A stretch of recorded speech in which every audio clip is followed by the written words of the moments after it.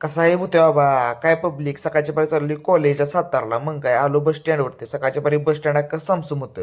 इष्टी आली ड्रायव्हर काकांवर पुढे बसूनच गेलो. ड्रायव्हर काकांना म्हणलं मला शिकावं की चालवायला. ड्रायव्हर काका म्हणले एका जागेवर शांत बसला तर खाली उतरवेन. आम्ही डायरेक्ट पोहोचलो सातारमध्ये.